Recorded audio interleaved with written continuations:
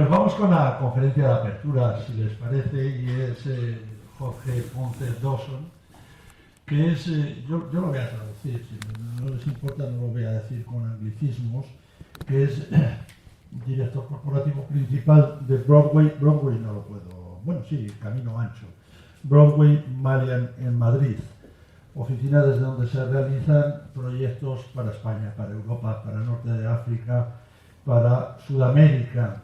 Él es arquitecto, dirigió su propio estudio de arquitectura, pero en el año 2002 se incorporó a la compañía como director en España y posteriormente, 6 años más tarde, pasó a ocupar el actual puesto.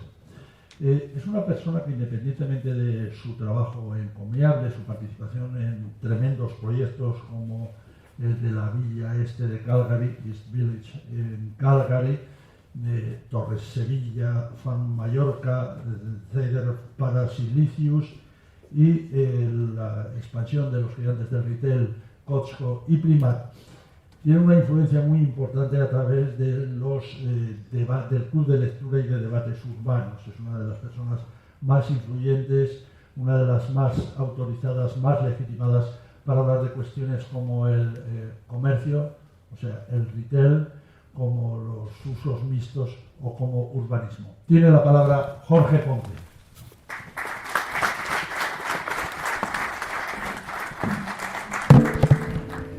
Pues muchísimas gracias, realmente me ha encantado esta presentación. Me voy a sacar la mascarilla. Pues ante todo, muchas gracias a Bea, Salvador, a todos los que me han invitado a esta ciudad fantástica. He tenido la oportunidad ayer de recorrerla y realmente verificar lo que veníamos leyendo. Mucho gusto de compartir escenario con el alcalde de Huesca y con todos los patrocinadores. Evidentemente yo no soy un experto en Huesca, pero traigo una visión que creo que puede ser útil, un pequeño granito de arena, y he pensado organizar mi charla en 2 bloques. En primer lugar, hacer un recorrido sobre cuál es la situación del pensamiento en torno a la ciudad y el futuro de la ciudad, cómo ha cambiado en las últimas décadas, y en segundo lugar, poner sobre la mesa una suerte de recetario con 15 acciones concretas, algunas de las cuales ya están, digamos, en funcionamiento en Huesca y otras podrían ser acciones de futuro. No tengo un mando, con lo cual voy diciendo la siguiente, ¿no? Vale. Gracias. Pues venimos del auge del urbanismo del coche. Justamente el título de este evento me gusta mucho porque habla de tecnología y calidad de vida. Y en cada época es la tecnología la que determina un poco los modos de vida. Y el siglo pasado fue el coche el que determinó el modo de vivir y el modo de organizar las ciudades. Porque el coche se convirtió en el objeto por antonomasia de acceso al estatus que aspiraba la nueva clase media y era a su vez un factor de movilidad y de libertad, ¿no?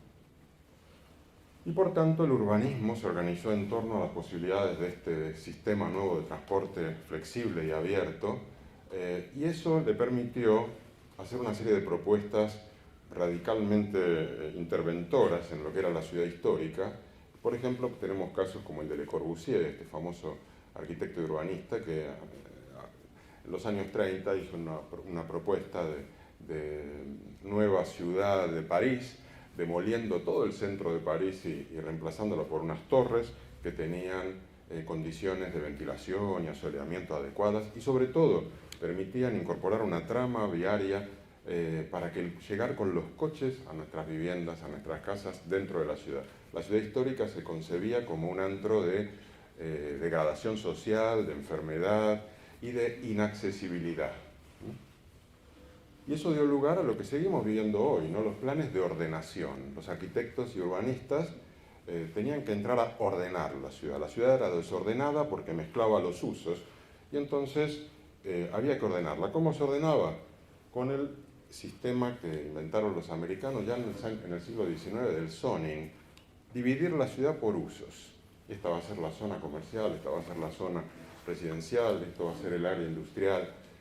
Eso da lugar a áreas muy homogéneas y que y promueve a su vez largos desplazamientos para ir de un sitio al otro durante la misma jornada. Es decir, que uno duerme en un sitio pero luego se desplaza mucho para ir a trabajar para ir a comprar o para ir a pasar el tiempo libre. Y para eso teníamos el coche, con lo cual pavimentamos todas las ciudades y conectamos todos los territorios con grandes carreteras. Al punto de que en algunas ciudades muy densas se nos ocurrió meter autopistas. Y hubo un caso muy emblemático en la historia del urbanismo, en el cual en la ciudad de Manhattan se propuso meter una gran autopista central para poder llegar con los coches a nuestros apartamentos y a nuestras oficinas. Pero hubo un pequeño detalle, y es que se opuso el vecindario.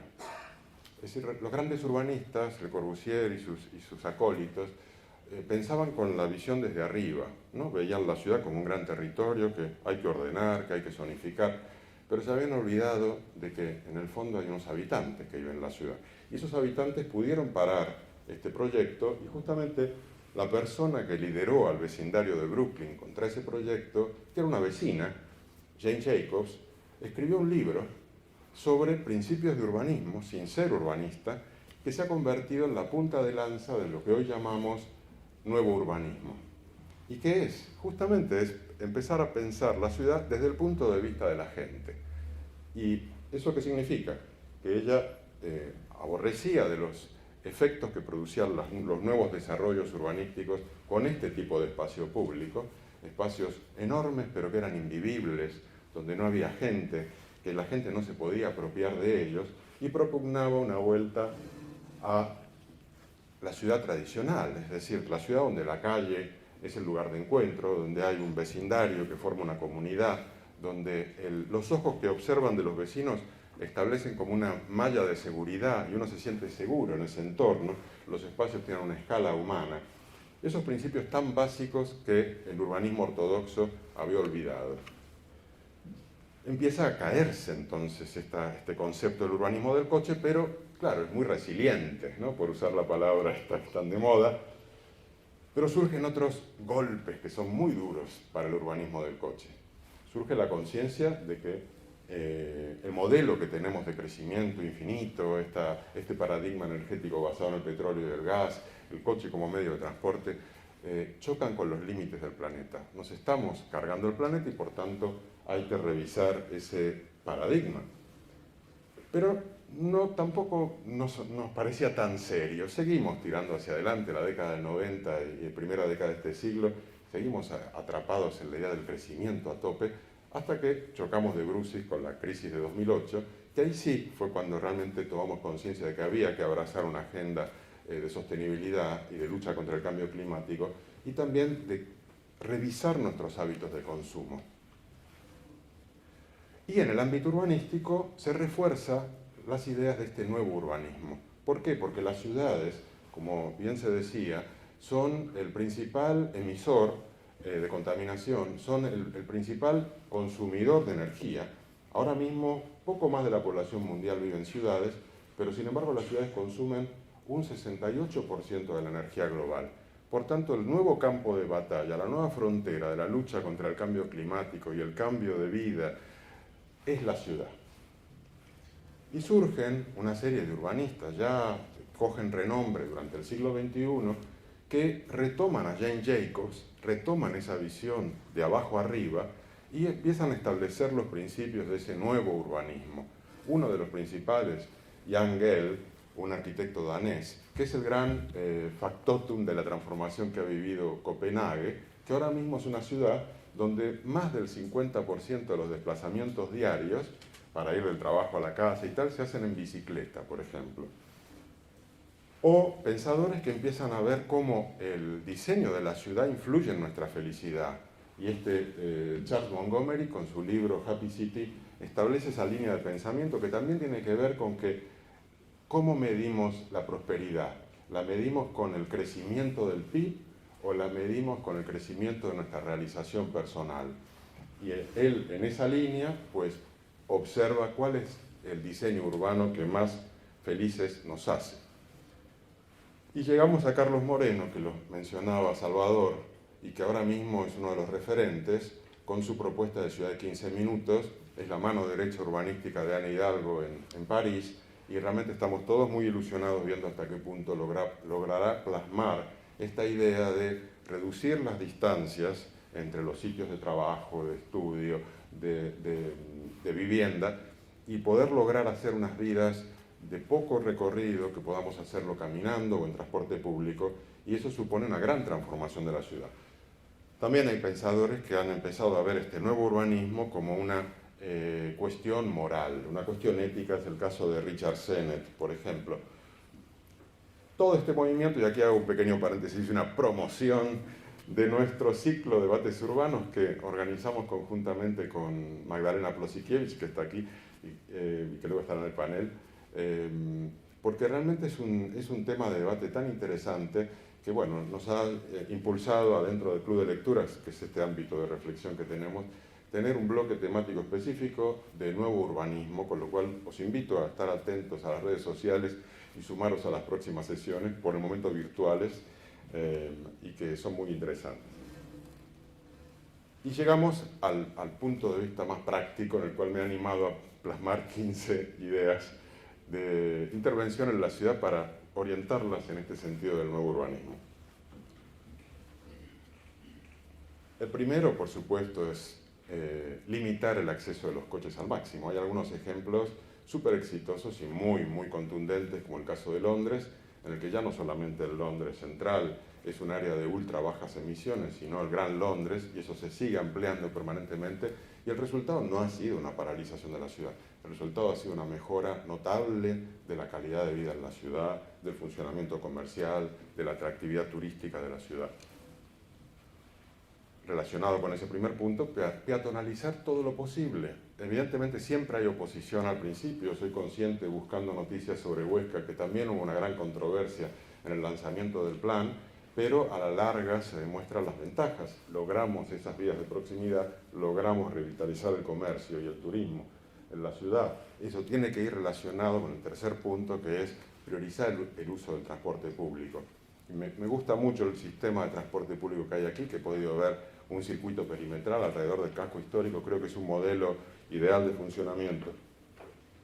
Incentivar el uso de bicicletas y micromovilidad, cuarto punto.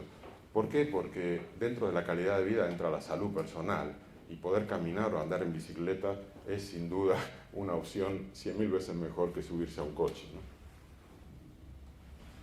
El impulsar el caminar se puede hacer en esta ciudad porque tiene una escala idónea.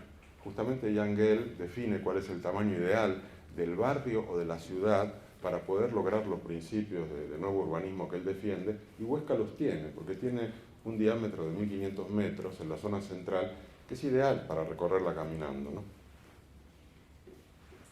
Sexto punto, y esto es un llamado a todos los urbanistas y gestores urbanos, revisar el planeamiento para poder permitir la mezcla de usos. Tenemos que erradicar la idea del zoning, y nuestros planes son herederos de esa idea del zoning, porque separan por usos la ciudad, obligan a desplazarse de una zona a la otra para poder durante el mismo día trabajar, estudiar o descansar. Tenemos que permitir que se mezclen todos los usos para reducir las distancias, y eso es un cambio grande, normativo, a todos los niveles que tenemos que hacer. Relacionado con esto, tenemos que revisar el régimen de uso y los horarios de los edificios públicos. Es una idea que defiende Carlos Moreno y que me parece muy interesante. La infraestructura pública está ahí, disponible, pero normalmente se usa durante un tiempo determinado. El resto del horario está cerrado. ¿Por qué no podemos darles otros usos? La pandemia nos ha enseñado cómo un polideportivo puede ser también útil para dar vacunas. Yo me he vacunado en el Estadio Wanda del Atlético Madrid, por ejemplo. Octavo punto, hablábamos del programa cultural de Huesca. Yo creo que no hace falta una gran inversión pública para desarrollar un programa cultural. Creo que fundamentalmente lo que hace falta es darle el espacio público y la oportunidad a las organizaciones de la sociedad para organizar sus propios eventos. Y si lo hacemos, pues logramos dinamizar y tener un programa cultural muy eficaz para todos los días del año. Este es un ejemplo en la ciudad de Viena, que es uno de los más interesantes ejemplos de aplicación de todas estas ideas en la actualidad. Priorizar la inversión en mejorar el espacio público. ¿En qué consiste mejorar la calidad de vida en una ciudad? Pues mejorar el espacio público. De manera permanente, y ahora veremos algunas ideas de cómo se puede hacer. Punto 10. Premiar los comportamientos sostenibles. Yo creo que las ciudades lo pueden hacer, hay ejemplos. Este es un ejemplo muy interesante, una ciudad en el norte de Suecia, Umea, en el cual la gente puede conseguir el abono de transporte gratuitamente si consigue cumplir con unos objetivos de consumo máximo de agua y de energía en sus casas. Es decir, que fijamos unos objetivos de sostenibilidad y al que lo cumpla le damos servicios con precio reducido o gratuito. De esa manera vamos conduciendo a la sociedad en un sentido que nos interesa a todos como comunidad. Punto 11, me parece muy importante. Como comentaba Salvador, bueno, trabajo mucho en el sector retail. Ahora mismo el sector retail está viviendo una transformación, porque también antes, basados en el coche, hacíamos grandes centros comerciales en las afueras de las ciudades, con grandes aparcamientos. Ese modelo también entra en decadencia, porque no queremos coger el coche, porque no queremos contaminar. Y lo que queremos es lo que encontramos en la pandemia, que es el comercio de proximidad. Y tenemos que impulsarlo. ¿Cómo? Pues, por ejemplo, en el caso de la restauración, dándole la posibilidad de disponer de áreas exteriores que sean climatizables los días más fríos o más calurosos y les permitan funcionar los 365 días del año. Es una estrategia que estamos usando y que logra relanzar a los restaurantes y bares de una manera notable. Fundamentalmente tras la pandemia, algo que se ha verificado es que los operadores de restaurantes están dispuestos a pagar más renta por los metros cuadrados de terraza exterior que por los metros cuadrados de local interior. Y eso abre una gran oportunidad si se lo suma a la peatonalización de calles y a la posibilidad de dar concesión de uso en esa área pública a los restaurantes y bares. Relacionado con este punto, el punto 12, ¿cómo hacemos para dinamizar el comercio local? Personalmente creo que tenemos que traer la experiencia de gestión de los centros comerciales a la ciudad. Tenemos que identificar cuáles son las áreas que pueden tener un funcionamiento conjunto, generar una gestión común de ese área comercial y es el ayuntamiento el adecuado para asumir esa gestión, que actúe como el gerente. ¿Qué quiere decir ser el gerente? Bueno, pues hay que ponerle un nombre a ese ámbito, hay que crear una web, hay que tener una estrategia común de actividades, un programa de actividades a lo largo del año, hay que, junto con los operadores, pensar en una logística común, quizás en una zona de almacén común para que puedan incorporar también el e-commerce en su oferta, que tengan una flota de vehículos común de entrega a domicilio y de alguna manera incorporar el modelo omnicanal en el comercio de proximidad. Y de esa manera relanzar el comercio, resituarlo en el mapa y dinamizar la ciudad. Punto 13, yo creo que el interfaz con la ciudad es el móvil. Y tenemos que dotar al móvil de todos los datos y actividades posibles desde el punto de vista de la ciudad. Es decir, incentivar la economía colaborativa, el intercambio de bienes y servicios, tener una app, probablemente sea una app municipal, y sea a través del móvil como los ciudadanos puedan comunicarse con los gestores y hacer propuestas y debatir sobre el futuro de su ciudad, que también se debe plasmar en un tipo de planeamiento participativo. El planeamiento en España es bastante cerrado, se hace a nivel técnico en despachos. El público agradece muchísimo cuando puede participar en la reflexión de los nuevos espacios, y esto es un ejemplo en Viena nuevamente de cómo en las escuelas se hacen ejercicios de diseño urbano, por ejemplo en este caso usando Lego para diseñar una nueva área de la ciudad. Y por último, claro, normalmente las transformaciones urbanísticas llevan muchísimo tiempo porque son grandes obras muy costosas. Sin embargo, en los últimos años y sobre todo con la pandemia, se ha verificado que lo que se llama el urbanismo táctico funciona. Es muy eficaz, logra transformar el espacio público rápidamente para uso de los ciudadanos, da un gran golpe de efecto y creo que es una medida urgente que se puede tomar cuando se peatonalizan calles sin necesidad de hacer la gran repavimentación o la gran transformación. Y un ejemplo muy exitoso de aplicación del urbanismo táctico es Barcelona, que realmente es un compendio de fórmulas de urbanismo táctico exitosas ahora mismo. En síntesis, para los arquitectos y urbanistas que pueda haber aquí, que no sé si son muchos, un mensaje, me lo digo a mí mismo también, ¿no? Primero, pensar en la gente. Segundo, en la ciudad. En ese orden. Gracias, Huesca.